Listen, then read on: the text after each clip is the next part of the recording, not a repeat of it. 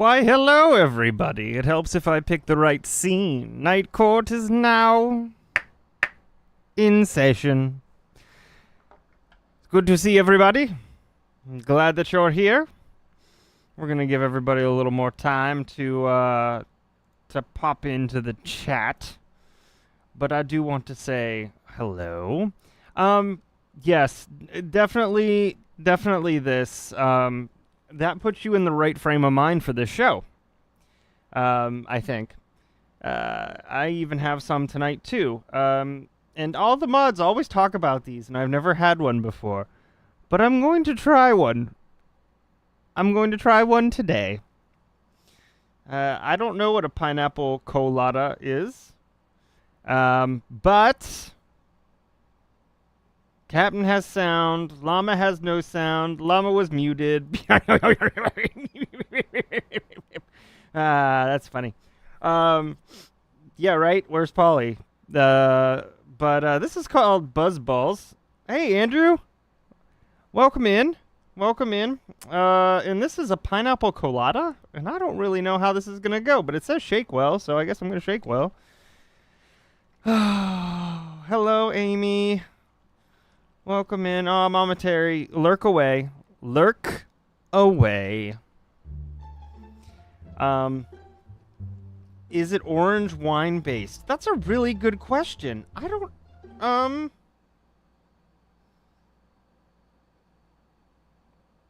it does say it contains sulfites. So, oh, wait, hold on. Here we go. Other than standard orange wine and orange wine with cream, natural pineapple and coconut flavors. I don't know. It's 15% alcohol. This should be interesting. I don't know what to think about this, so... Yeah. Oh, my goodness. Am I going to regret this, everybody? Is this going to be a deep regret? I might by the end of the show. This is called pre-gaming, because for those... I'm going to announce this throughout the show, but we're going to do an after party in the courtyard.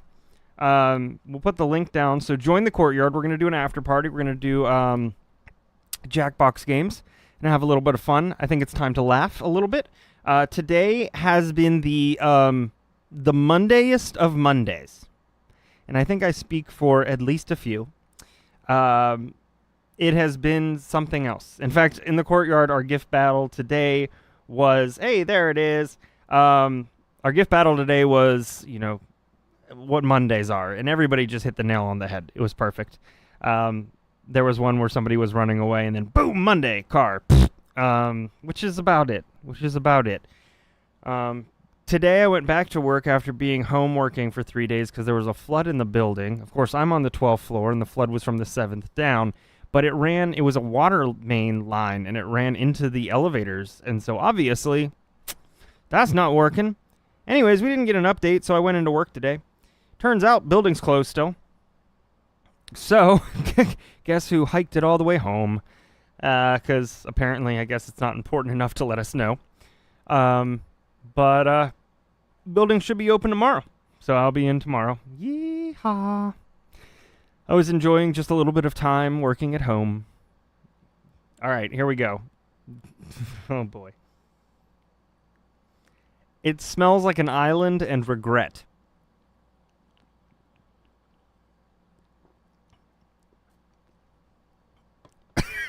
Why? Why is that a thing? I mean, I'm not a quitter. I'm going to finish it, but why? Why is that a thing? Yes, that's that's exactly. I haven't been on a cruise ship. That's next year. For Mrs. Brews Crime and my 10th anniversary, which is wild that she's put up with me for that long. Obviously up for sainthood, but this is to drink now I'm spilling it everywhere. To drink a drink that is called Buzzballs with a stamp on the side that says creamy. I'm noticing that there aren't very many ingredients. Oof. Yep. What a what a drink. What a drink, everybody. What a drink. Well, I've got a couple of things tonight just to get us out of the whole, like, now my hands and my... Okay. All right. Not a quitter. No, I got a couple of things tonight just to make us laugh on top of the court. We're not going to spend a lot of time on the things to make us laugh, but we'll make sure that they make you laugh first. There's a thing that I like to call Schadenfreude, and that's taking pleasure in other people's misfortune. And it's a German word because, of course, it is. And because that makes sense. It'd be weird if it was like Italian or Greek. Definitely German. And I don't know how you did that because anything coffee and alcohol, and it's not a good day for me. So, hello, Miss Linda. You're not that late. We're just chatting about buzzballs. So welcome in. Welcome to the show. Strap in. But we'll watch a little bit of people being idiots. Stupidity at its best. We'll chuckle at them for a little bit, knowing that it isn't us. And then I have one news story. And it's not really stupid news. It's just fascinating because I had never, outside of the beach, I'd never heard of this really. And a news article got posted by Angie in the Discord in the courtyard today, and then it was backed up by an article posted by Captain. And obviously, I need to share this with the world. It's so important. So we're going to be doing that too. But to start it off, I think we should do just a little bit of Schadenfreude, shall we? So let's go ahead and get this transitioned over. Here we go. Step up to the what? Oh yeah. Are you talking about Portland? Is PN? What is PNW? Portland Northwest? That's an abbreviation, and I don't know how I feel about it. They gotta know. Gotta know. Pacific Northwest. Step up to the Pacific Northwest, mother trucker. Why did I do that again? Let's hit play.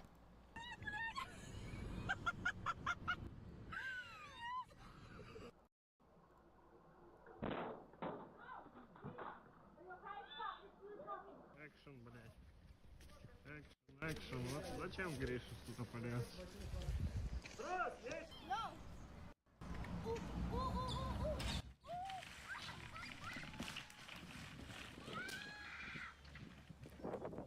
That man could not look less bothered.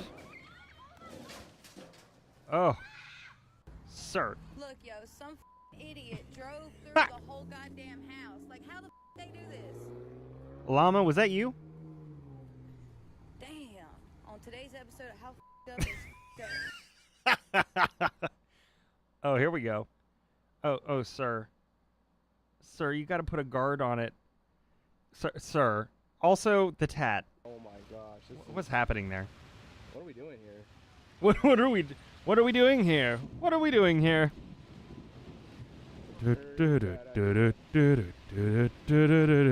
Actually, I'm gonna be honest with you. Reversing probably keeps the water from flooding the engine because it's going around it. Guys, stop! What do you think you're doing? It's illegal dumping rubbish. What do you think you're doing? It's so nice how they said it. This must have been Lisa. You are tearing me apart, Lisa! Oh, ma'am. Oh, good. Yep, there it goes. Yep. Nope. Is he really trying to hold that?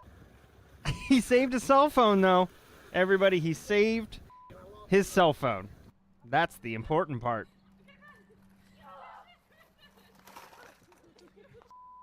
Yep. Oh, no. Oh, don't like that. Oh, that's not fun.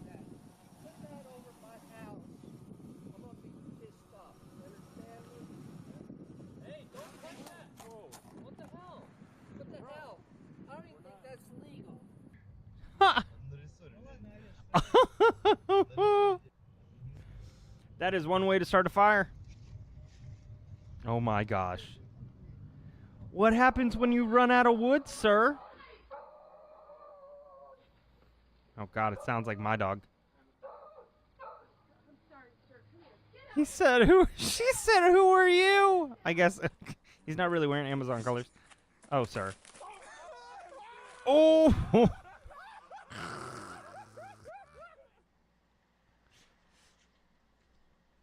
Oh boy. Sir. Он нюхает его. Слушай, точно это они там лежат? They didn't even see that baby bear.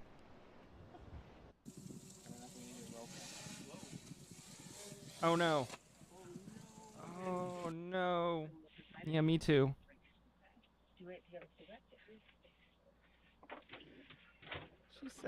She said stay. They've been drunken.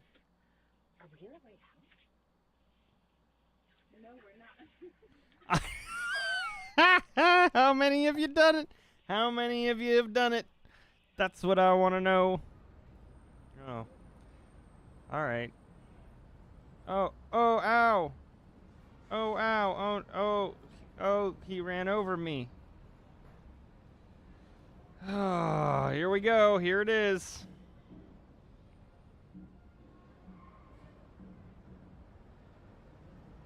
This is oddly aggressive. Okay, jump off it.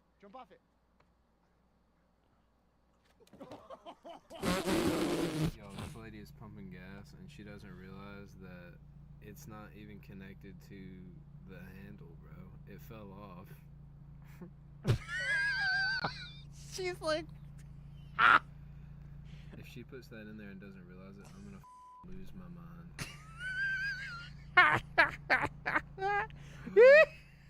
No way, bro. No way.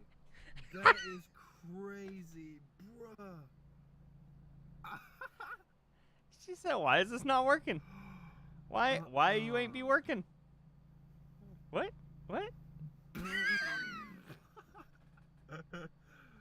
No way, bro. Are you serious? Like she doesn't even know what's going on. She does. She's got the Bluetooth adapter. What's up, Rudy? Damn.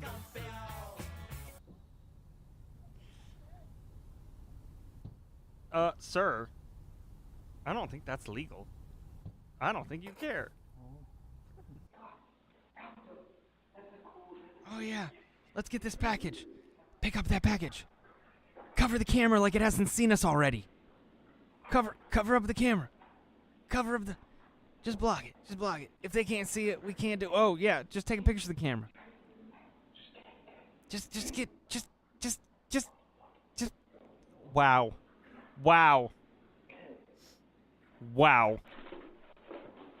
That's...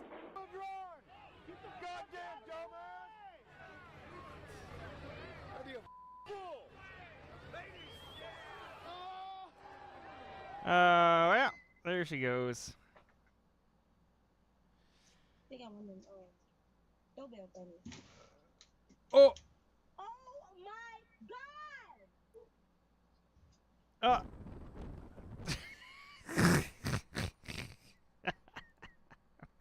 Oh man, see? Fun. Right? That's fun. That's enjoyable. I see that we have a sentient Discord server who's joined us automatically. What's up, us? I think. All right, so we're gonna play this news clip, and then we'll get into the rest of the story here. Here we go. Oh, that is way quiet. Why are you so quiet? Nope. Let me fix that, sir. Fighting back after that customer threw his order right back at her. All of it, as you just saw, caught on camera. Thanks for joining us for Fox 13 News at 5. I'm Matthew Smith. And I'm Hannah Kim. The aggression forcing her to call police, pressing charges. But the video shared on social media is sparking debate on both sides. Fox 13's Alejandra Guzman spoke with the barista. There's a lot that's happened within just the last few moments. I mean, take a look. She's straight up. Speaking Dang. with the bikini barista. This is after we're told the man in that video returned to the area. Businesses. I think that's refused service, but considered like in the assault, wouldn't it be? It's unclear whether he's trespassing. After posting this viral video, though, some have gone as far as blaming the barista and asking what she did to deserve the customer throwing the drinks at her. I do want to says know. She did it to hold him accountable for his actions, as this is not the first time he's been disrespectful. Off the bustling street is this compact and tiny coffee stand. Standing confidently behind the counter is Emma, a bikini barista who can start prepping her regular customers. Good for you, Emma. I got you. Before they even pull up. It's more than just a taste of heaven. Her hard work has paid off as she went from being an employee to owner. When it went Good for her. sale, I was like, I need it. What she didn't need was this. Oh my gosh. A mix of shock and fury. Emma's moves are swift. The customer's windshield shatters, which aftermath of what Emma says was a 15-minute heated exchange with a regular customer over the price of a coffee and water. You don't get to name your own price. But it's what the customer said she took personally. What? It was a threat. It's okay for him to be outraged about the price of his drinks enough to assault me, and he is over 1.5 feet taller than me. But it's not appropriate for me to respond. Police were called the day of the incident. The barista filed charges for a misdemeanor assault. The news covering it. Is that the man is not allowed to return to I won't tell you what channel this is, but it checks out. The man himself could actually take the She's barista wearing a to turtleneck. the small claims court to get his windshield replaced. That's the very latest. Alejandro Usman, Fox 13 News. Well, that's not part of it, but that's adorable. Does that not make you happy? I think that makes me happy. Play with me. That's not necessarily it. All right, so this is the thing. I kind of knew that this was a thing back in like at the beach, right? At the beach, you expect this at the beach. But I'm going to kind of go through a little bit of this. This specifically talks about Portland's bikini baristas. This is by Eater, E-A-T-E-R, Portland, Oregon. And it's by Lauren Yoshiko. And Portland's bikini baristas are opening their own carts as a way to make the industry safer and more sustainable. So I'll read kind of the beginning of this for you all. If you live in Portland, you've seen them on your way to work. Drive-through kiosks and cafes, often painted pink or red, located on high traffic stretches towards the city limits. The names are reminiscent of strip clubs. These are the best names. Beans and Buns. Or Climax Espresso. Climax is spelled K-L-Y-M-A-X-X Espresso. You might picture a kind of Playboy bunny greeting, maybe a barista swinging on a mini pole within, or the lengths to which some visitors might go when customizing their order. In reality, the average day in the life of a bikini barista is pretty mundane, plus or minus a customer's request for the barista to don a butt plug. What? Is that on the...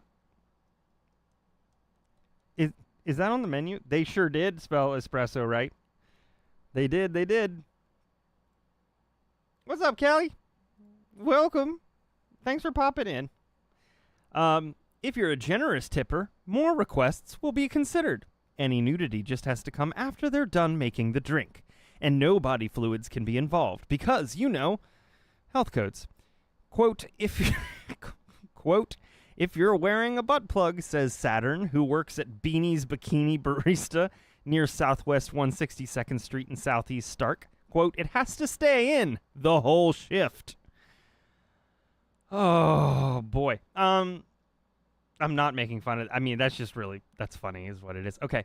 While every bikini barista stand has its own vibe, the idea is mostly the same everywhere. Car pulls up, customer engages in flirty banter, pays double the usual latte prices, tips 5 to 20 depending on the quality of the banter, the customer's mood, and how much they like today's outfit, and goes on their way. If it's a, quote, show stand, like Beanie's Bikini Barista, you can order a, quote, naughty coffee, code for coffee and a show. Beanies charges $20 for the barista to flash their upper half and $40 to flash. I'm assuming they have to sign something saying I agree to this. Flash everything.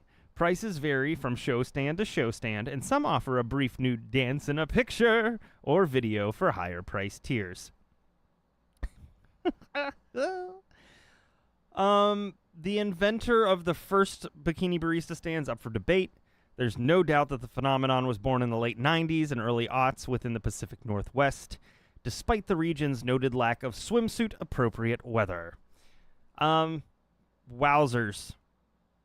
Just something else. I mean, listen, hey, if it works, it works. And I'm far be it from me to judge. I shan't judge. What? And, well, oh my? All of those things, yes. What part's the relief? But, like, there are a lot of them, really. Jeez, good grief. Well, now I know where I'm going for my dream job. I have a feeling I'm not the person they're looking for. We are talking about Seattle, Jaded. We were talking about a news article. There was a dude who decided that he didn't like the price of his drink going to a bikini barista coffee place where they are notably more expensive for reasons obvious. And so he decided to open his water and then his drink and throw it into the window of this small, like, parking lot barista stand. And so he got back in his car, and no sooner had he closed the door than the barista took a ball-peen hammer and just threw a big old hole in his windshield. And people are going back and forth about, whose fault was it? Well, I'll tell you what, she didn't sign up for that, nor that kind of treatment. So, sir, sucks to suck. You called it. You called for it. You deserve, as my kid would say, you deserved it. Even my kid knows. So it's fascinating. Hello, Terry. Timing is everything. It's something else. It's different. Correct. It is not espresso. It's espresso. Apparently in Portland. Oh my God! Can you imagine if that tried to open up in Virginia Beach? I cannot at all. But yeah, that's your news. I want to, again, let you know, for those of you who joined, we are going to be doing an after party with Jackbox Games in the Courtyard Discord tonight.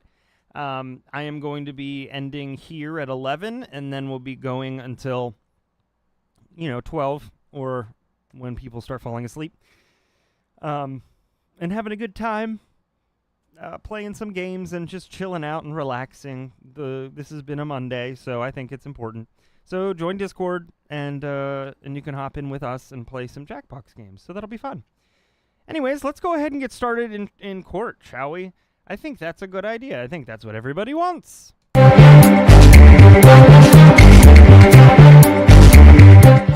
the court! I'll have a cheeseburger! I won't try to understand. Even it's easy for you to say. Let that devil take tomorrow. Cause tonight I did rain.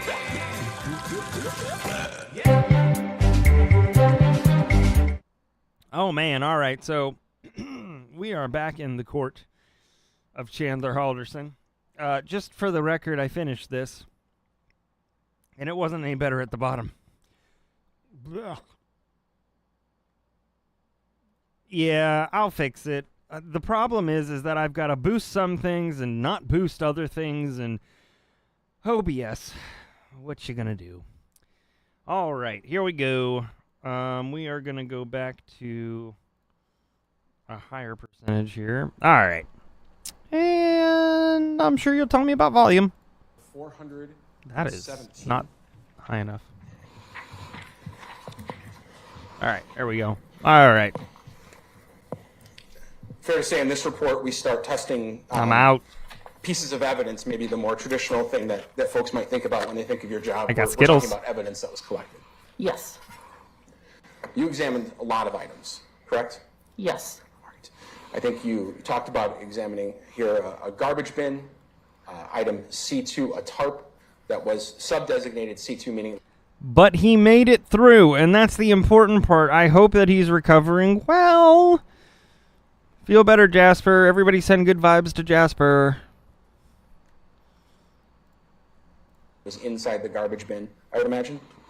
Well, there were two items. The parent item was item C, that was a garbage bin and a tarp, and then we sub-designated the garbage bin and the tarp as two separate items. Right. And then you labeled item D, scissors, item E, a broken saw blade, item F, handsaw, item G, pruning shears, item L and M, both metal fragments, item P, a buckle swab from Chandler Halderson, and item S, a tarp that was recovered from a barn.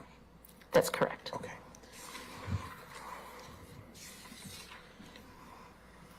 You did some blood testing What happened to item R? on some of these items, correct?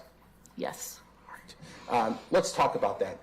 We heard yesterday from Deputy Leatherberry, who testified extensively about some of the blood tests he did. What does it mean when you write this in your report that you identified blood?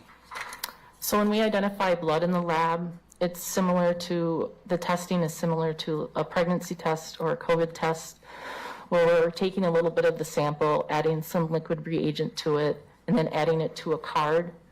And for us to say blood was identified, we must see 2 lines. And if we only get 1 line, then blood was not detected on the item. And in this case, I had 2 positive lines when testing these items. So blood was identified on all of these items.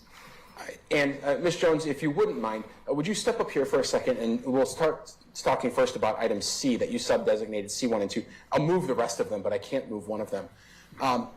Could you take a look at this large item, this box that's in here? I believe this has been marked as an exhibit in this case, as exhibit number 14. And we don't have to open it, and I know there's reasons it's secured at this point. But could you let me know, do those stickers appear to be from the Wisconsin State Crime Lab and appear to be what you've labeled as item C, then sub-designated C1 and C2? Yes. Okay. You can take a seat again.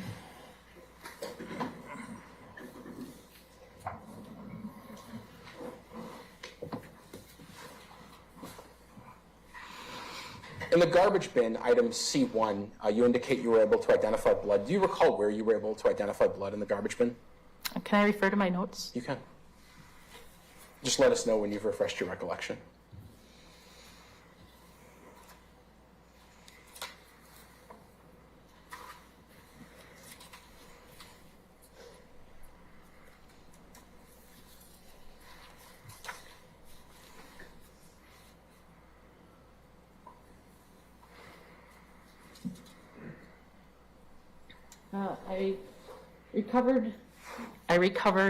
I tested a swab that was from a stain near where the tape was inside the garbage bin.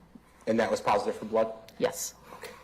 And then as to the tarp that's inside item C2, same question. Was that a swab of one of the stains on the tarp? Both of them were, yes. So item C2, and then I promised you that I'd carry the rest. This, I think, has been identified and perhaps colloquially called the barn tarp, a tarp purportedly recovered from a barn in the Irwin Road property. Does that appear to have your lab sticker on it? Yes, it's M21-1575, item S. Okay, excellent. And we won't open this. I understand why. But on this, you were able to identify blood as well? Yes. And was that on staining that you were able to observe? Yes. The detective's actually going to assist me for a little bit because we're going to maybe look at some of these items. Next, we're going to talk about item D, which is the scissors, D's nuts. which has been marked in this case as exhibit number 142. So the detective actually just approached you with that, if that's okay. Same question, is that the item, those scissors that you were able to look at the crime lab? It has our designation of M21-1575, item D. Okay, and we don't have to open that right now. We can actually probably just sit it right there because we're going to come back to it. But on the scissors, were you able to detect blood? Yes. And do you know where? Can I refer to my notes? Yes, just let us know when you've refreshed your memory.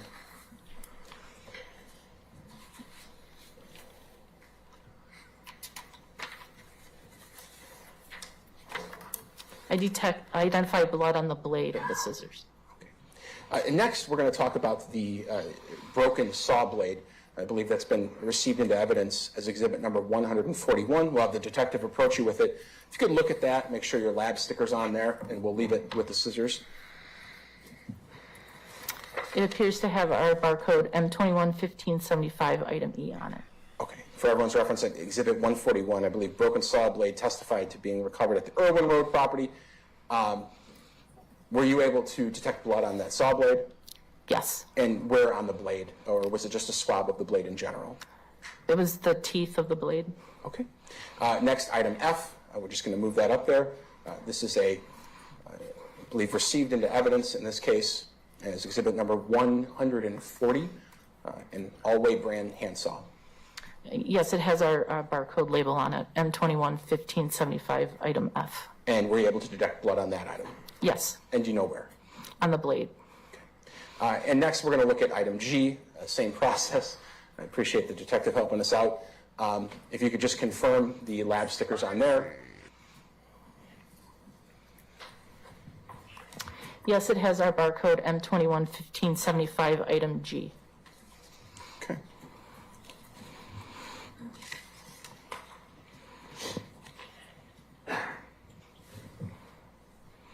Are you always able to conduct a blood test on samples you receive? Not always. In what situations are you not? Depending on how much staining is on an item, if there's very little staining on it, it's up to the analyst, maybe in discussion with the agency or on their own, to only go on for DNA analysis because there won't be enough to test for blood and do DNA. Because we're taking a portion of that stain to do the screening test for blood, there might not be enough to do DNA analysis. So for us, it's more important to get a DNA profile from that than maybe doing screening on it. In this specific case, did you work in conjunction with detectives and investigators, including Deputy Leatherberry, regarding items being submitted to the lab? Yes. Are you aware that sometimes he was performing tests to detect blood or human blood himself? Yes. And if those situations came up or arose regarding a very limited amount and he had already performed a test, there'd be a discussion about maybe being more important to do DNA analysis on your part? Yes. Okay. You prepared these items for analysis, and we don't have to explain it again, but essentially you took swabs and there's some cuttings of those swabs, correct? Yes. All right. And there, you're able to do some analysis. So in each one, you're able to figure out if there's human DNA present, perhaps male DNA present, and then decide whether there's further testing that you can do. Yes. Okay. And let's just take an example of a couple different, there's 3 different ways you've responded here. Item C1, B1, which was a portion of the swab cut from the inside lip of the garbage bin. Here it says human DNA present, male DNA present, but not selected for further testing. Can you tell us why? Like I was explaining quantitation, our kit has the ability to detect human and male DNA, but we also have the ability to determine whether or not the sample has inhibition or degradation. And in this case, this sample had a very high degradation rate. And if this went on for further analysis, I would likely not get something interpretable for DNA. And there were plenty of other items that were going on for further testing, so this one was not selected. The next possible result in the further testing column is for most of them, you write autosomal STR. What does that mean? That means it went on to amplification, which is the DNA making copies of itself, and then going on for typing, which is taking that amplified DNA to detect a profile. And the other option here is we see for item C2, I1 and S3A, you write unsuitable. What does unsuitable mean, and why is that different than not selected? So in the human DNA column, I have limited human DNA, and I also have limited male DNA. And based on those results, they were below our threshold for samples to go on for further analysis. So these samples were not taken for further analysis, so no DNA profile was developed from these items. The next item we're going to look at is, and I'll have the detective, if he wants to grab Mr. Halderson's buckle, and I'll approach you with that. But you had, from your July 29th report, you had some standards, meaning you had the Wear single source gloves. profile of Bart Halderson and Mitchell Halderson. Uh-oh. Never mind. You're good. Yes. Okay. And you, based on the toothbrush head in your analysis, you believed you had Krista Halderson. Yes. Okay. And in this report, September 1st, you were provided a buccal swab purportedly obtained from Chandler Halderson. Yes. Judge, can we approach real quick? Yes. About what? What could you possibly approach about? What is there to talk about, ma'am? In this case. We've looked at the other Good swabs grief. previously, or the source profiles, but could you tell me, I'm showing what's been marked as exhibit number 360. Could you tell me what that is? That's the crime lab's item designation M211575, item P. And what does this appear to be to you? A buccal swab standard from Chandler Halderson. Okay.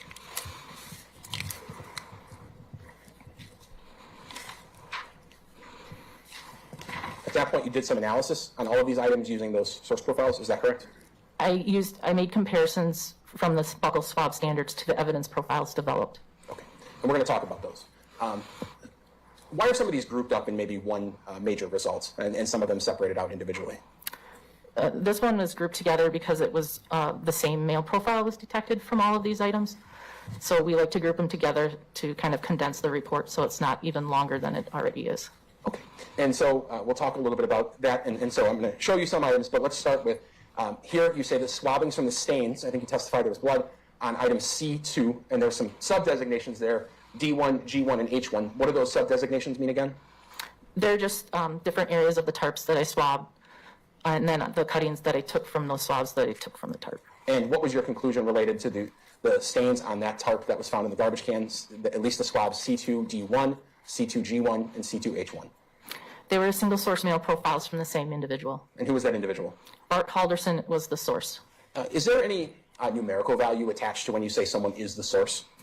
For us to consider someone the source, the profile that the stat that we calculate, the profile has to be rarer than 1 in 7 trillion individuals, which is 1,000 times the world's population. Okay. And here you say Krista, Mitchell, and Chandler are excluded. So you're telling me you're sure? They are not the source of that profile. Okay. And the last line, additional possible trace alleles were detected, and it goes on. What does that line mean? It means when I was analyzing the data from items F2 and L1, there were a couple minor types seen that I couldn't really say anything about. They could be just non-true peaks or artifacts from the application project.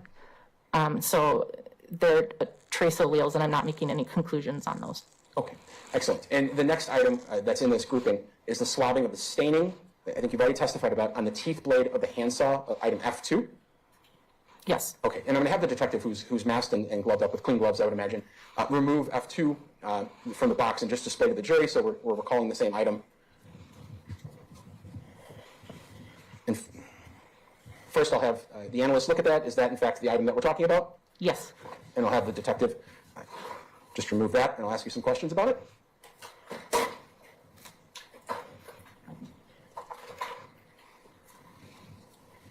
And I'll have him walk in front of the jury, and I'll ask you a couple of questions.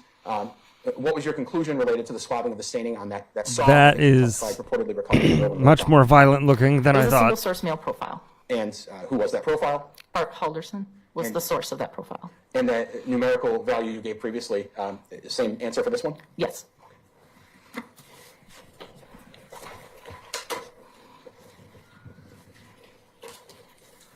So I'll ask the detective to re-glove at this point. The next item we'll talk about, and just to make sure we're all looking at the same thing, we'll remove it again. You swabbed the stains on the clippers, the ends of the pruning shears, which was item G3? Yes. Okay.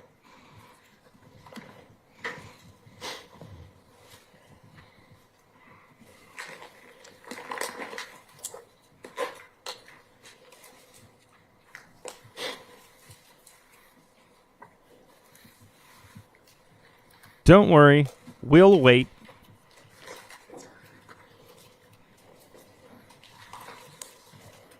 All right, so first off, we'll show you the box. Is that, in fact, the item that we're discussing? Yes. All right, and I'll have the detective display it to the jury while I ask you the question.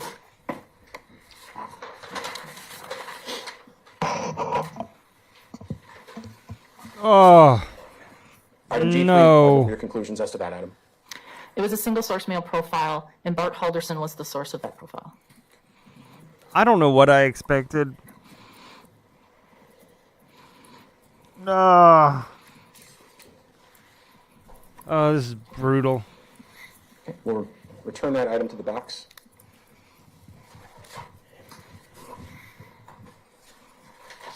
Ugh. Sir. No, we don't need to. Just move on, please. Next, there are two items, and as the detective gets ready, L1 and M1, you list them as metal fragments, but you say something that we haven't seen yet, which is washings of. What does that mean, a washing of something? That means the item was small enough that I could actually place the item in a tube and add reagent to it. And it's what we call a washing, because it's not a swabbing and it's not a cutting of. We're washing that item to recover any DNA that may be from it. And then we remove the item from the liquid, and then that goes on for DNA extraction. Sure. Do you find that to be a reliable method? Yes, we use it in other items of evidence too. Okay. And we're going to show you what's been marked. Again, we're not opening these. Show you what's been marked in this case is exhibit number 285 and 286. I believe testified from Investigator Leatherberry as metal fragments recovered from the basement of the Halderson home. Are those the items that we're discussing? Yes. And did you, in fact, wash those items? Yes, I did. Were these items you were able to perform blood tests on? No, based on the limited amount of sample size, it went on for DNA analysis. Sure. And what was the result of the DNA analysis on items L1 and M1, which is also, I guess for our purposes, exhibits 285 and 286? They were single source male profiles from the same individual, and Bart Halderson was the source of that profile. Okay. Next, and we're just going to go through the whole report even when it maybe didn't lead to anything. Here you indicate the swab from the stain on the tarp, item C2E1. Was this another stain you found on the tarp? Yes. And for everyone's purposes, is item C and then C2 the sub-designation? Yes. And you say partial low-level profile not suitable for comparisons due to limited amount of genetic information. Just explain that for us. So sometimes when we develop DNA profiles, sometimes we don't get great profiles. And in this case, that was the instance where I didn't get anything that I could really make any conclusions on. So our procedure is to say a partial low-level profile and not make any comparisons to it. Okay. You were able to find some comparisons, however, with other areas of that same tarp. Yes. Okay. And so now we're looking at your testing done on item C2F1, which we talk about the tarp, talking about the one in the garbage can, right? Yes. Okay. And what conclusions did you reach regarding that staining? I detected a single source female profile, and Crystal Halderson was the source of that profile. Same numerical value that you previously gave regarding the sample? Yes.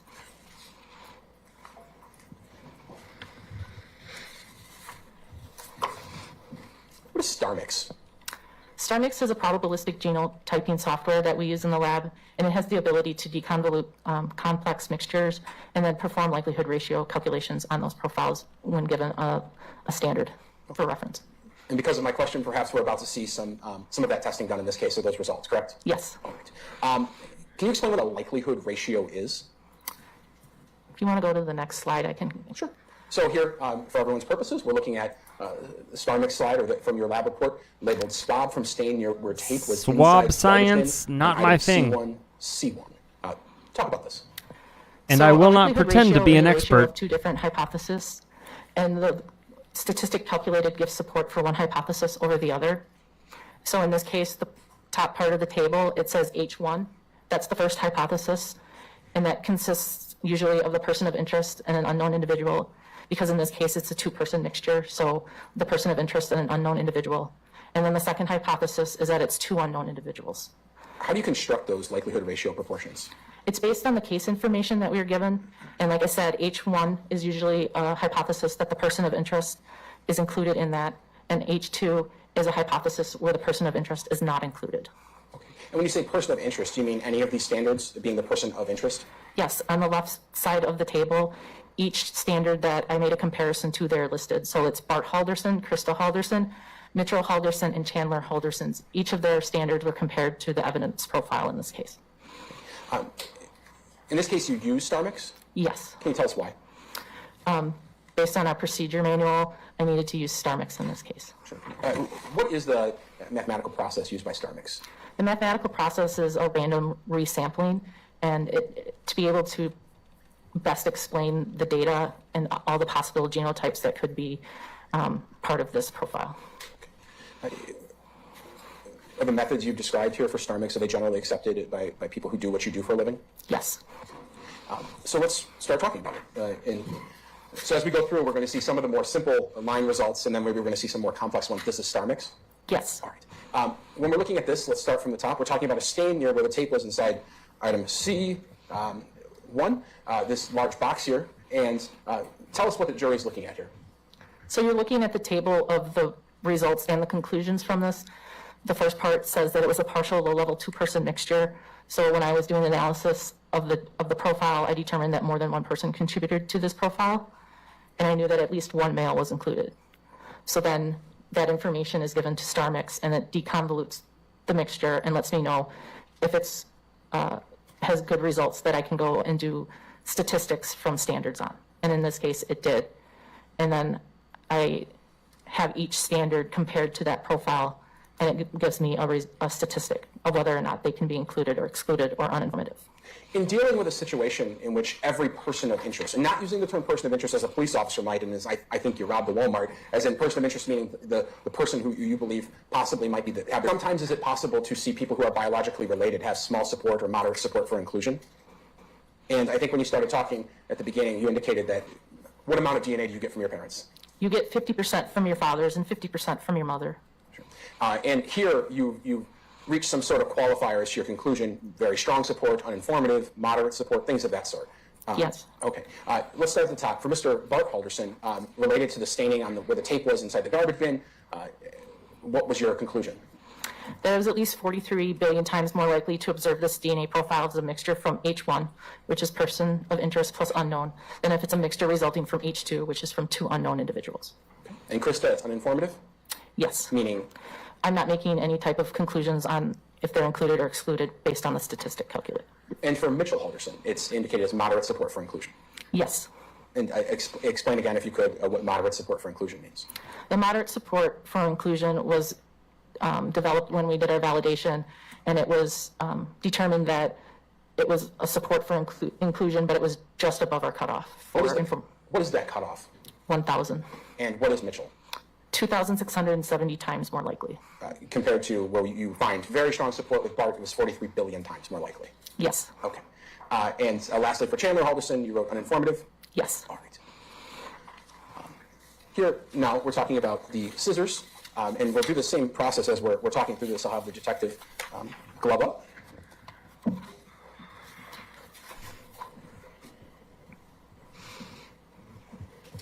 And first, I'll have him show you the box where we're talking about item D1.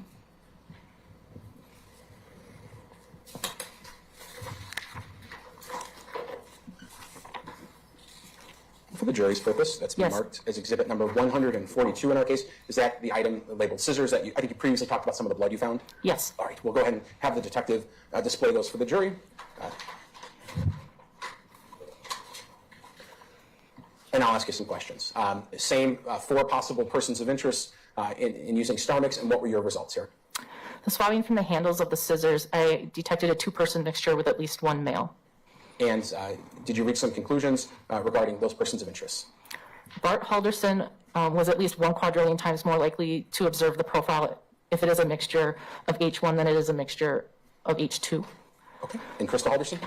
The same result. At least 1 quadrillion more likely to observe that profile than an unknown person? Yes.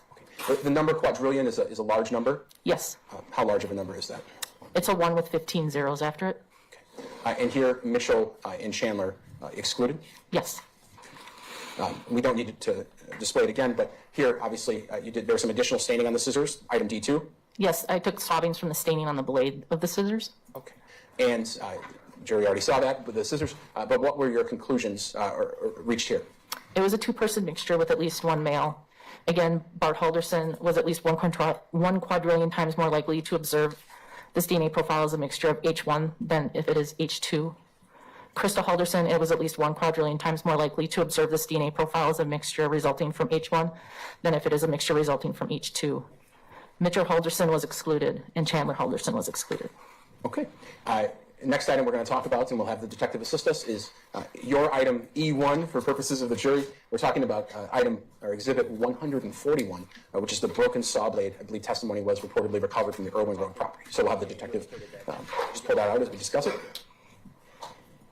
Yes. And you were answering the question, is that in fact the item E1 from the lab? Yes. Okay, we'll have the detective remove it. And as he carefully does that, tell me about your conclusions using StarMix here. So I detected a partial low-level two-person mixture with at least one male. Bart Halderson, the result was very strong support for inclusion, and it was at least 1 quadrillion times more likely to observe the DNA profile as a mixture resulting from H1 than if it's a mixture resulting from H2. And then Krista, Mitchell, and Chandler were uninformative? Yes.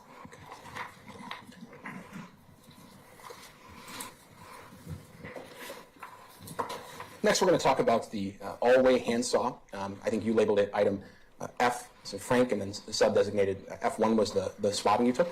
Yes. Okay, and for everyone's purposes, that's exhibit 140.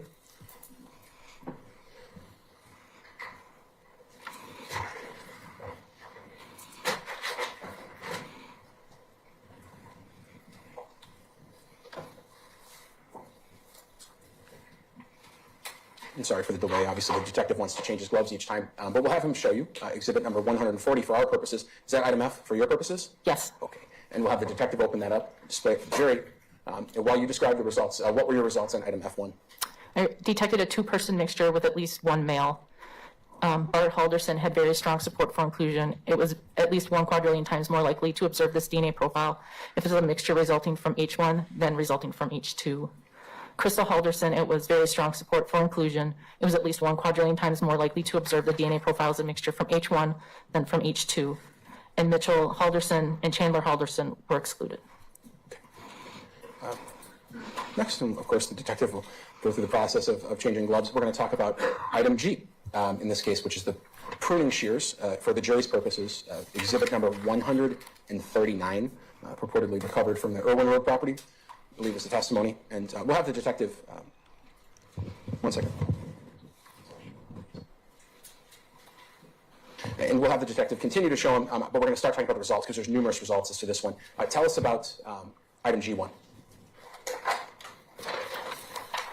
G1 was the swapping of the black rubber handle on the pruning shears.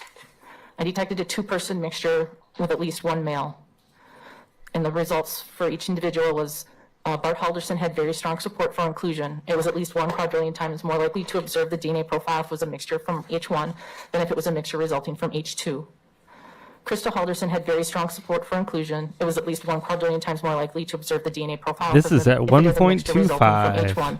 Than if it's a mixture resulting from H2. Mitchell Halderson was excluded, and Chandler Halderson was excluded. Okay, briefly, the detective's going to open the box. I know we've all seen it before, but I just want to make sure everyone's seeing the same thing. That's your item that we're talking about? Yes. All right, we'll go to the other swabbing you took from there, which was G2. What did you find here? Again, it was a swabbing of the staining on the red metal handle portion of the pruning shears. It was a two-person mixture and at least one male. Bart Halderson had very strong support for inclusion. It was at least 1 quadrillion times more likely to observe the DNA profile if it is a mixture resulting from H1 than if it is a mixture resulting from H2. Krista Halderson had very strong support for inclusion. It is at least 1 quadrillion times more likely to observe the DNA profile if it is a mixture resulting from H1 than if it's a mixture resulting from H2. Mitchell Halderson was excluded, and Chandler Halderson was excluded. Excellent. And the detective will repackage that. You can take a seat for a second. Next, we're going to talk about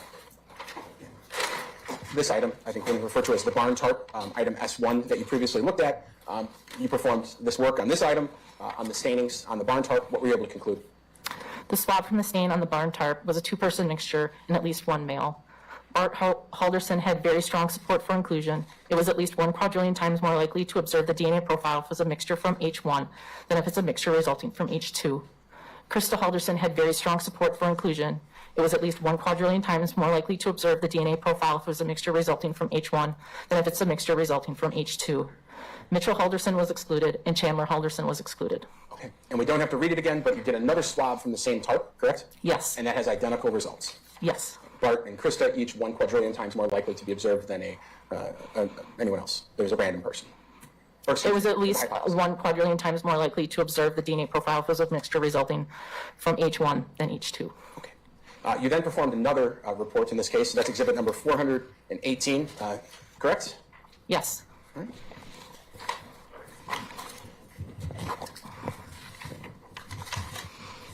I'll hand you that report for reference.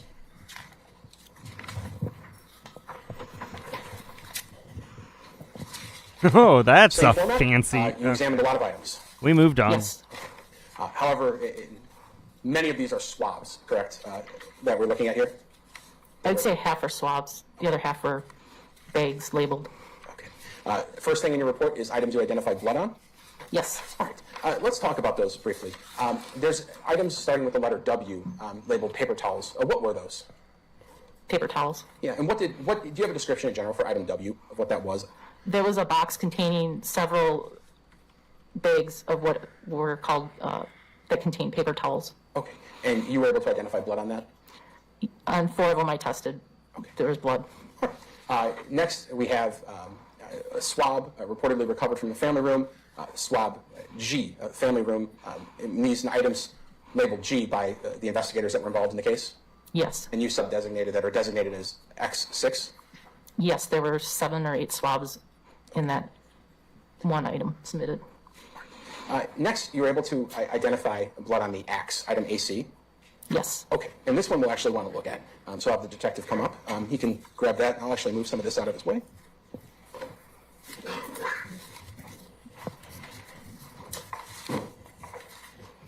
I'm going to have the detective show you item AC, and you can just let us know, in fact, is that have the stickers from your lab labeled as that item.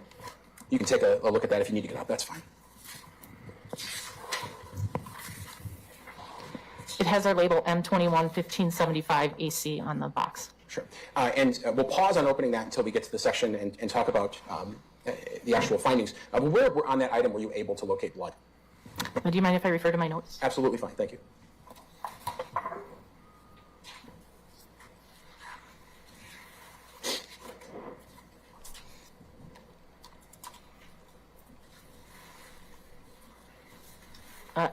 I did the testing to confirm for blood on the staining near the hilt of the axe. Okay.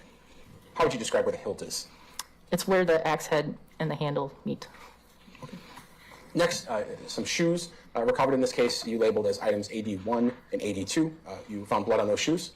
Yes. Can you tell us whereabouts on those shoes you found blood? The bottoms of the shoes. Okay. And I'll have the detective just show you what's been marked and received in this case. And if you can look and see if your lab sticker is in fact on there. Yes, it is.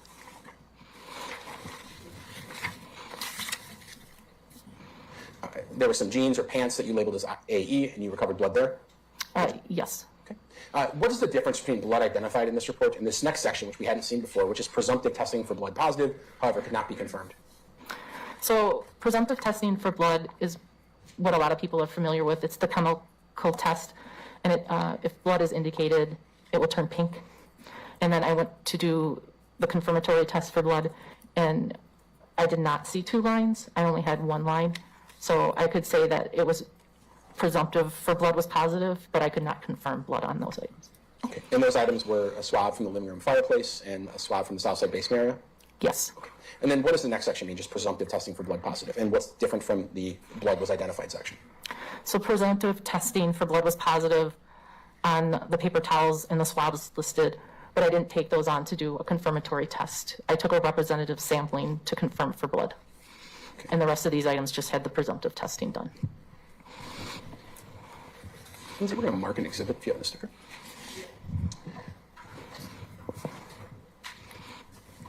And those items, paper towels, swab from the family room, there were some swabs from the fireplace and southside basement area.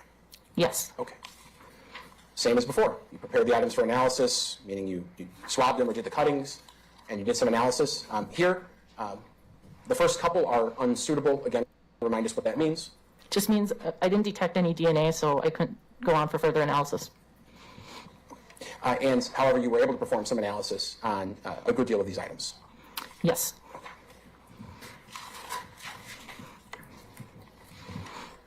Let's start with this one. A swab from the living room, or the family room, excuse me, item X1A, and the swabbing from the stain on the sole of the shoe that you had, item ADB. AD2B. Tell me what your conclusions were here. There were single source mail profiles from the same individual, and Bart Halderson was the source of those profiles. Sure. For the jury's purpose,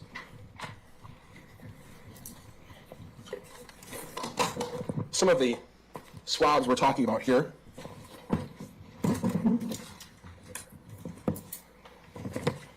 came from the fireplace. I believe Investigator Leatherberry testified to some of those.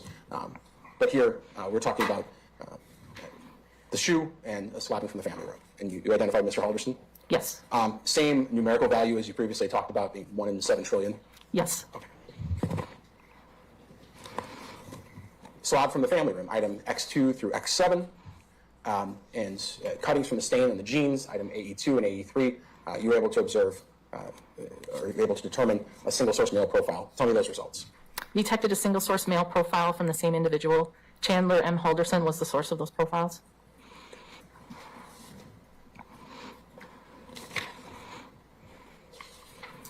And you used the phrase family room. Were you aware that that was the designation being used by the investigators in certain areas of the home? They were calling areas basement or family room, things of that sort? Yes, whatever they had written on the transmittal is what we used for our description.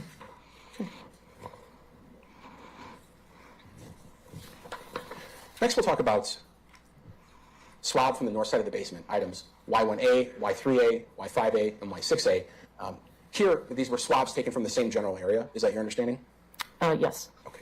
And did you perform some analysis on them? Let's play a game Yes, called What's Chandler Writing? Source female profiles from the same individual, and Krista Halderson was the source of those profiles. Were you able to perform blood testing on that swab? On those swabs? Yes. No, I did not perform blood testing on those swabs. Can you tell us why not? There wasn't very much staining on those items when I examined them, and I talked to Detective Leatherberry about whether they wanted blood identified or to go on for DNA analysis. And for a conversation with him, he said he had done some blood testing on one of the items, and then the other ones I would just do DNA analysis on. And were these, were you aware there were swabs of blood pattern that was on a safe in the basement? I knew they were from a safe, but I didn't know what they were of. Okay. And did you rely on Mr. Leatherberry's representations then, or at least in determining whether DNA was more important at that time? Is that how you made your decision? With a name like Leatherberry, I can't believe it's not Leatherberry. Talk about the swab from the living room fireplace, item N. And so for the jury's purposes, I suppose I put it up there. Item N being maybe in the center. Item N, what are we looking at there for result? I had a partial low-level male profile detected, and when comparing the standards, Chandler Halderson was the source of that profile. Next, we'll talk about the south side basement area. I believe it was labeled F by some of the investigators involved. There, what were you able to determine? I detected a partial low-level 3-person mixture, but this profile was unsuitable for comparisons due to the limited amount of genetic information and the complexity of the mixture. Now we're going to look at some star mix results again? Yes. Okay. Here, talking about living room fireplace, item O. And what were you able to determine based on the swabbing from item O? I detected a partial low-level 3-person mixture in at least one male. Bart Halderson had very strong support for inclusion. It was at least 1 quadrillion times more likely to observe this DNA profile if it was a mixture from Bart Halderson and 2 unknown individuals, or H1, than if it was a mixture resulting from 3 unknown individuals, or H2. Krista Halderson had strong support for inclusion. It was at least 10,000 times more likely to observe this DNA profile if it was a mixture resulting from H1 than if it was a mixture resulting from H2. Mitchell Halderson was uninformative, and it was 2,940 times more likely to observe this DNA profile if it was a mixture from Chandler Halderson and 2 unknown individuals than if it was a mixture resulting from 3 unknown individuals, which is a moderate support for inclusion. Okay. Now we're going to talk about the swab. I think Mr. Leatherberry testified yesterday, area G, that he was able to identify. You did star mix on it. What were your conclusions? I detected a partial low-level 2-person mixture that contained at least 1 male. Bart Halderson had very strong support for inclusion. It was at least 1 quadrillion times more likely to observe this DNA profile was a mixture resulting from H1 than if it was a mixture resulting from H2. Krista Halderson was uninformative. It was at least 1,280 times more likely to observe this DNA profile if it was a mixture resulting from H1 then a mixture resulting from H2, which was a moderate support for inclusion, and Chandler Halderson was uninformative. Okay. Next, and we'll get the item out again, just so we're looking at the same thing. Swabbing and the staining of the axe head. I think you testified previously to various areas of the axe head that were tested, but let's start with this one. Item AC1, so when you swabbed near the axe head, tell us what your results were. I did a 2-person mixture that contained at least 1 male.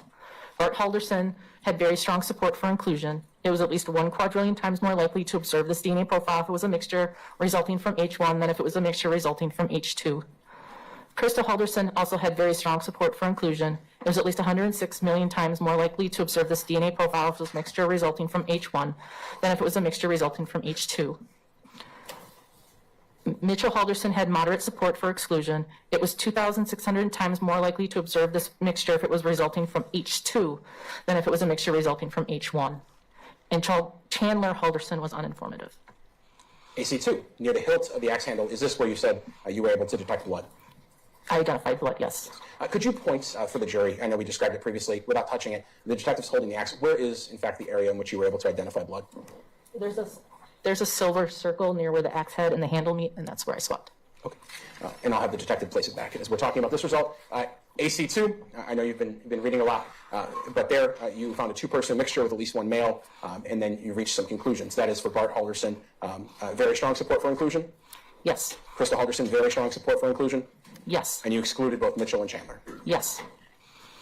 You then swabbed the top part of the axe. I mean, let's be honest. This guy's the real hero here. Which conclusions? Very How strong many support times for has he inclusion gone for back Bart, and forth? Yes. Very strong support for Krista? Yes. And you excluded both Mitchell and Chandler? Yes.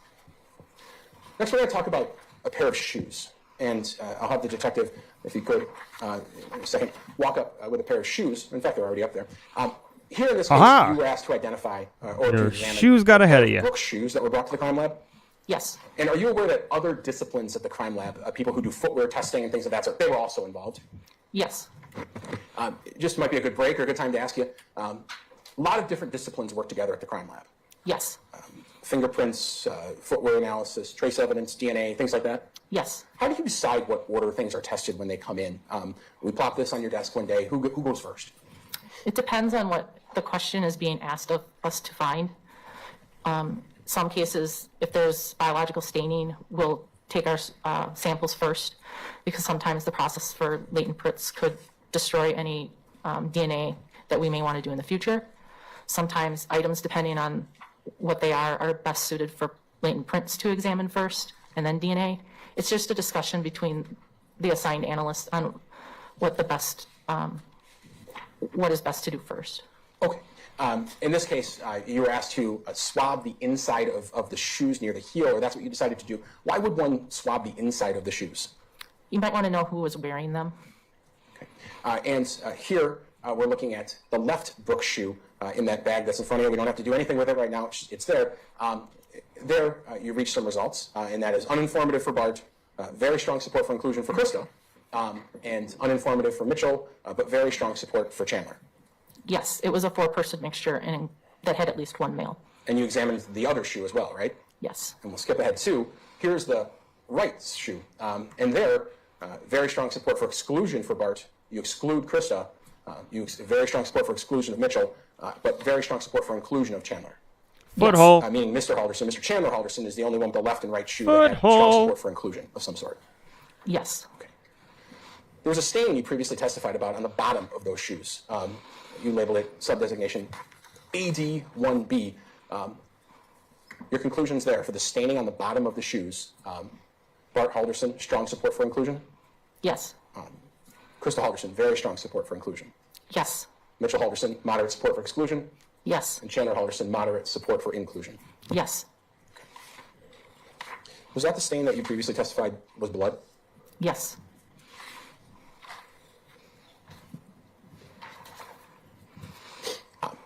This perhaps hasn't come into the case, but you were provided and we're just going to present everything, you were provided a pair of jeans at some point? Yes. And that those pair of jeans were items AE1, and you found very strong support for inclusion of Chandler, and you excluded everybody else. Yes.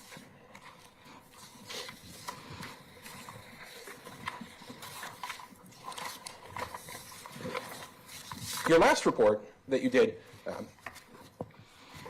was much shorter, I would imagine, than all of the other reports. showing you report number 560. When was this report dated? November 8th, 2021. And is it fair to say the police at some point found a gun and they brought it out to you to see if there was any DNA on it? Yes. And were you able to find any?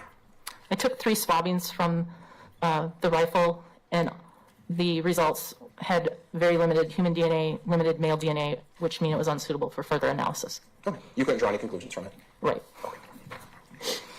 Are guns a difficult object to detect DNA on sometimes?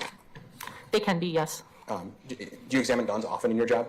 Yes. And are you always able to extract DNA from somewhere on that gun when you sample it? No.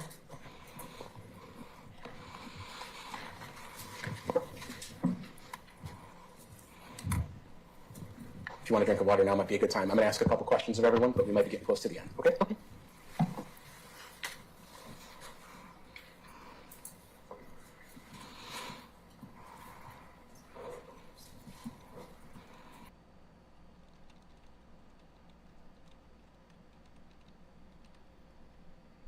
Examination? Yes, thank you. Oh boy, here we go. So a couple questions for you. Earlier, Mr. Brown mentioned something about the crime lab being able to only test a limited amount of items. Is that correct? They can. We can accept more, but usually we like a heads up first. Okay. So I think the number 10 was used. Is that just a typical number that's assigned to homicide cases? Yes. And the state can certainly ask for more than 10 items to be tested. Yes. But why would they? They're not limited. 1 in the amount in of 1 items. In other trillion. words, no more 6 than 20 trillion? items can be tested, 7 correct? trillion? We just like to limit it just so it doesn't become very overwhelming. They can certainly ask for more to be submitted. Of course, and that makes sense.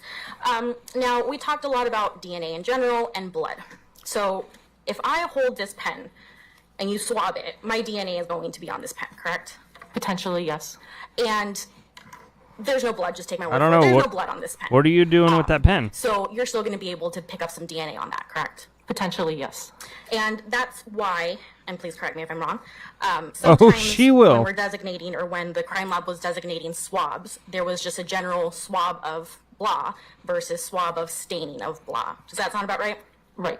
So is it fair to Blah. assume that if there was a staining in front of that Blah. swab, or in that swab, that's testing for DNA of the staining in particular, yes? Potentially, yes. And if it just said the general swab, then that would be just general swabbing, no blood detected or no blood necessary, yes? Potentially, yes. And just to give you a better example, let's see, if you want to look at your September 1st report,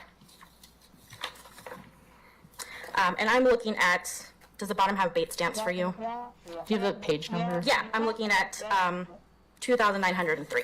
Exhibit 417? Yes, thank you, Judge. 2903, you said? Yep.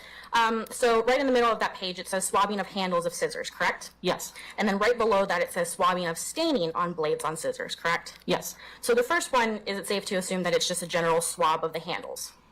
Yes, trying to avoid any type of staining seen on the handle. And the second one is more specific to staining seen on that particular item. The jury doesn't care. Move on. And then while we're looking at that sample of the handles in general, Mr. Halderson was excluded. And by Mr. Halderson, I mean Chandler was excluded. Yes. Now, let's talk about the standards used. And when I say standards, I'm talking about the individuals that were compared to that sample. Yes.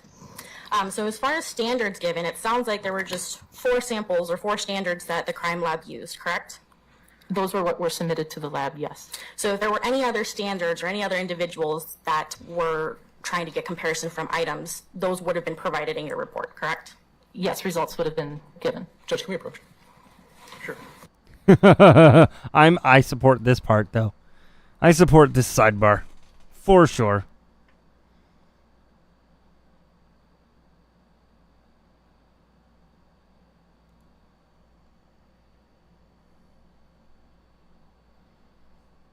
Of a pen. If someone was wearing a glove, if they had wiped the item down after touching it, Do cleaning products have any impact on DNA? potentially, yes. She must have got shut down. In your work, are you able to tell particularly how DNA, when you find no DNA, are you able to say why or why not it wasn't there? No. It could be wiped off, Yes. and it could be cleaning products, Yes. or it could have never been there in the first place. Correct. Okay. You are a scientist and your results are limited to those reports? Yes. No further questions. May this witness be excused? Excused but not released. Yes. Excused but not released. And I think we will. You take your reports, but I'll take the paper exhibits that you have and look at everything else cleared up in a little bit. Thank you so much. Have a good rest of your day. And did the state wish to proceed with some additional testimony from one of the case detectives? Yes. I think we'll go, ladies and gentlemen, without a break, but we'll be breaking a little bit earlier for the day as a result, if that's all right. Unless anybody needs a time or a moment, then we can go forward. Go right ahead. I'm going to call for limited purpose Detective Sabrina Sims.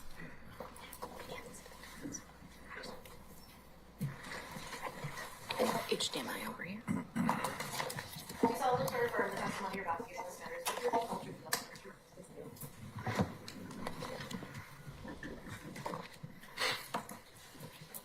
Judge, if you could turn off the HDMI until we're ready.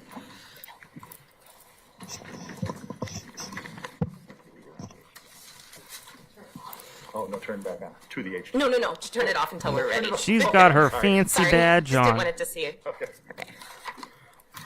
All right. Good afternoon. Is your name still Sabrina Sims? Yes, it is. And you are one of the two case detectives in this case? Yes, I am. I want to talk to you a little bit about the different areas that were searched by police in connection to this case. Of course, one place that was searched was the Irwin Road address in Cottage Grove, Dane County, Wisconsin. Yes. And that was searched primarily because a human torso was found on the land. That's correct. Okay. And we've also talked with Greg Leatherberry and others. The 4595 Oak Springs Circle address in Windsor, Dane County, Wisconsin, was also searched by police. Yes. And that's primarily because of information that came out of seeing Chandler Halderson as being the person that was seen close to where the torso was, so you were looking for a crime scene. That's correct. Okay. I'm going to show you what has been marked as exhibits 459 through 465.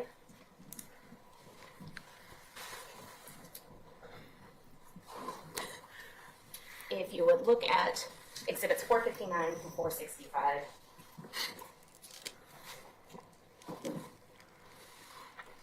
And as a group, would you describe those exhibits as photographs of other locations searched by the Dane County Sheriff's Office? Yes, I would. I would move exhibits 459 through 465 into evidence at this time. No objection. They are received. And I would ask to publish. You may publish them. And I will take the HDMI now. Where are you taking it? As far as sight lines to the witness? No, it's fine for me. I couldn't tell from my angle. Thank you, Attorney Brown. Okay. I think it's connected. If it's turned, is it turned on? Thank you. Okay.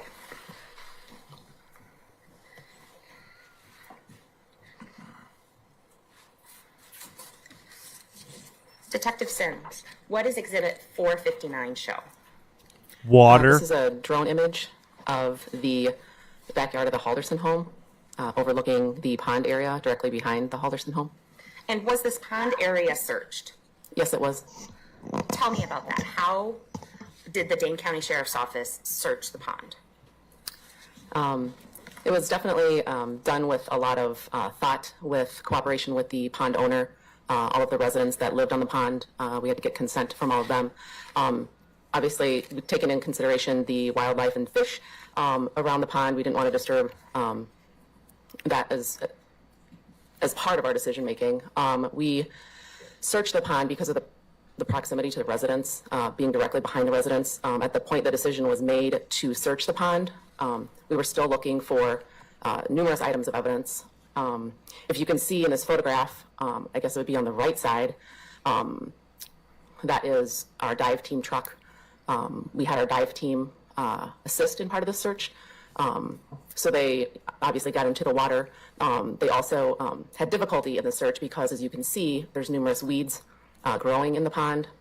So as the search started, some of the divers who are Dane County deputy sheriffs They just were struggling with the environment and the weeds below the water. So a decision was made in cooperation again with the pond owner, and we also used Dane County Parks to assist in cutting weeds out of the park or out of the pond. So we brought in a weed cutter and methodically cut weeds out so that the divers would have an easier time searching the area to try to get to the bottom of the pond.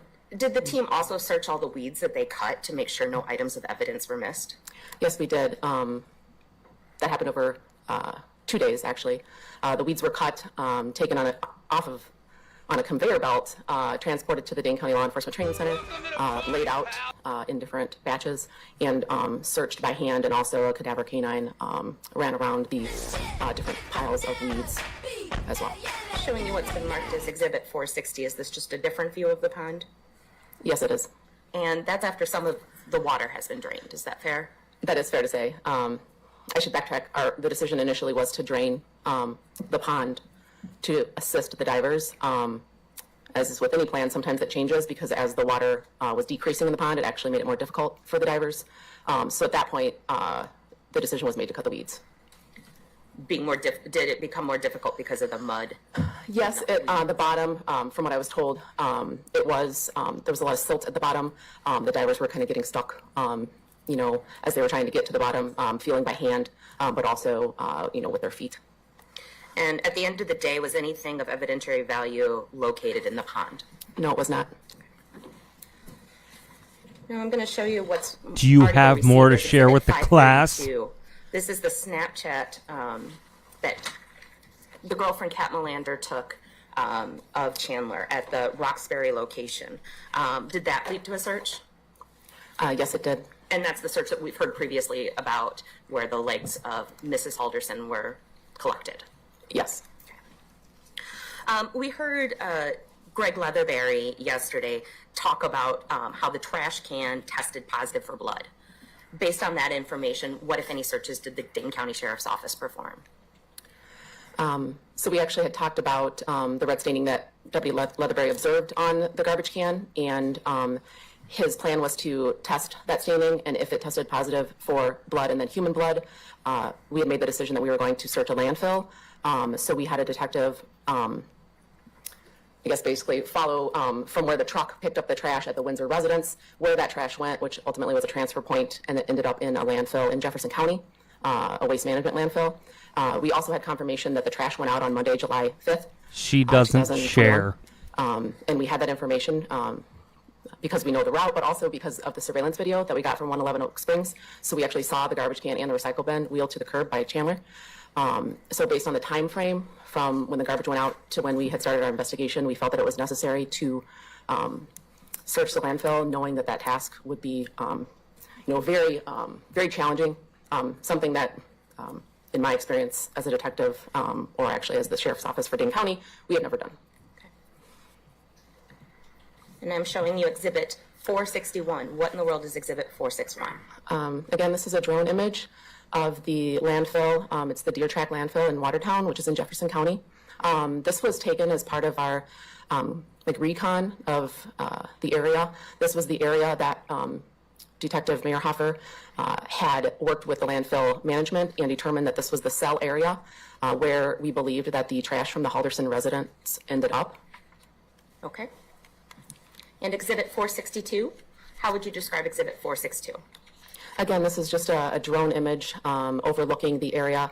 You can see, I guess, to the far left of the screen, that is Interstate 94. And then kind of directly in the center of the screen, towards the bottom, is the specific cell or trash area we were going to be searching. Exhibit 463. Could you please describe that for the Yes, jury? 463 is, as the process was going, this was taken, as you can see, there's plastic bags all over the place, there's wood, there's actually an individual standing pretty much in the center, upper center of the picture. He's wearing a yellow shirt and blue hard hat. He's standing basically in the cell area that they searched. The cell area, if I remember right, I want to say it was 50 feet wide by 50 feet. 50 feet wide by 50 feet, and then like 10 feet deep. It was a total of 20,000 cubic feet that they searched. And was it basically they went piece by piece?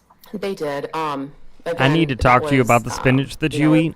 Meetings we had to logistically plan how to do that safely because of the environment you're going in. I'm The safety concerned. equipment that was needed. We actually, deputies that worked at the landfill for the 2 weeks that we did that had to take an OSHA training before participating in the search. No that was done shit. with, More like the an best oh safety measures shit we training. could, over the time period that we were there. Exhibit 464. 464 is yet another image of the individual standing, more for just for reference to determine like how deep the trash is. The individual standing there, he's approximately 5'9". So just for like a reference point of what you're looking at. Again, he's standing in the center of compacted trash. The trash is compacted numerous times. It's smashed from the time it gets taken from the curb in the truck to the transfer point. It's actually ran over with, it's almost like spikes smashed down to try to obviously tear it apart and smash it, which made it very difficult to search. You can see the torn pieces of paper, plastic, items you really can't even make out within this image. And then finally, Exhibit 465, This is another just- picture of the dump search. Yes, this is just a close-up, again, just trying to show the depth of the trash that was being searched. Now, did the search team come across any items of blood? They did. And did those end up being of any evidentiary value? No, they did not. I should say that we were working in conjunction with the medical examiner's office and the forensic anthropologist, Dr. Christina Figueroa Soto, as well, in case we did come across anything. There were some bones that were found, none of those determined to be human bone. There was medical waste, bags of blood, stuff like that. And about how many people were involved in that search? I would say each day it was approximately 10 to 12 people for a total of 10 days, that same amount each day. Okay, and did you receive any tips from citizens throughout this investigation? We did. About how many of those would you estimate? I would say between 30 and 40. And was each tip followed up on? Yes. Did one of those tips result in a search of the Lord of Love Church Yes, in it did. Windsor, Wisconsin? Yes, it did. How long, and can you just tell me about that property and how it was searched? Yep, so that tip came in, I want to say 2 weeks into the investigation. I want to say it was July 17th that we actually searched that area. The church itself is located south of the Halderson home, so in close distance-wise to the home. So we put a search team together based on the information from the tipster that there was an odor coming from some of the grass property that was behind the church. There's also like a walkway around that area. Ultimately, it was determined there was actually some sewer work being done in that area. We did search it with a large search team, a cadaver canine, and ultimately located nothing. Did you guys also search the town of Burke Park, which is right outside of Sun Prairie, Wisconsin? Yes, we did. Why did you search that area? Throughout the investigation, we were talking to numerous witnesses, people that knew Chandler Halderson. We had received information from some of the people that we interviewed that it was a park that Mr. Halderson or Chandler would frequent or had been to in the past. It's a very rural park. There's a waterway there. There's a bridge and a large field you can walk across. So we thought, using our resources on the same day of the Lord of Love search, we would search the town of Burke Park to determine if we could find any evidence there, and ultimately we did not. Was the Pine Island Wildlife Area in Portage, Wisconsin searched? Yes, it was. Why was that area searched? At that point in the investigation, when we decided to search that area, we had received cell phone records from Chandler's cell phone. So this had been weeks into the investigation. We worked with an analyst who mapped his cell phone records, and we had determined that there was a trip to the Pine Island Wildlife Area, which is in Columbia County, which is an area that is along the Wisconsin River. Mr. Chandler was out there late in the evening, between 10:30 and 11 at night. his cell phone was in that area for several minutes, and we just thought, based on all of the information we had so far in our investigation, how we had found, at this point, Krista Halderson's legs at the Wisconsin River in Roxbury, we thought we needed to search that area up in Portage as well. And does that area run along the Wisconsin River? It does. And did you have your dive team out to that location? Yes, we did. We actually conducted a search over a couple of different days. Just the landscape overall is challenging. There's bogs and different waterways. The area in which we searched, it was right along Levee Road, which is a levee that butts up to the Wisconsin River.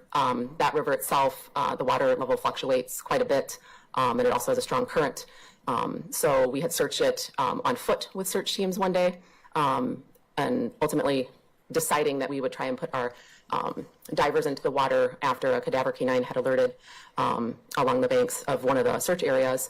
The Dane County Sheriff's Office dive team did go out there one day, also with the DNR and Columbia County Sheriff's Office, and one of our divers did get in the water, and immediately upon getting in the water, it was realized that it was very dangerous. It was something that our dive team had not done before in the Wisconsin River. Due to the current and just how strong the current was, it was such a dangerous situation that we basically pulled him back into the boat and did no more searching there. But you mentioned a cadaver dog did alert along the shore. Yes, we utilized a couple of different officers that have cadaver canines that are employed at the City of Madison Police Department, and we did a mutual aid request for their assistance.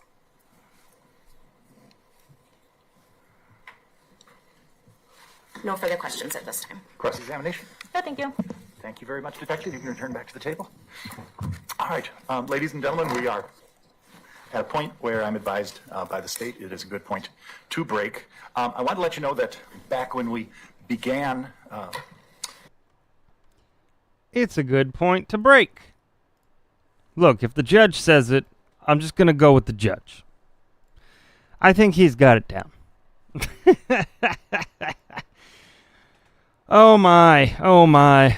Sorry for how dry that was. Water. But I think it's a good time to pop out. We'll start with day 7 next time. Thanks everybody for tuning in. Appreciate it. Remember, we're doing an after party in the courtyard. So if you're a member of the Discord, head on over. There's no charge. It's all for you. So head on over there. We'll be in the general voice chat. So we will get that started here momentarily as soon as I sign off. I appreciate you all for joining. I know that there are other places you could be, but you're here with me, and I thank you for that. So take care of yourself, your friends, your family, your community. Don't let anybody dull your sparkle. And shine on, you crazy diamonds. Night Court. That kind of hurt a little bit. Night Court's adjourned.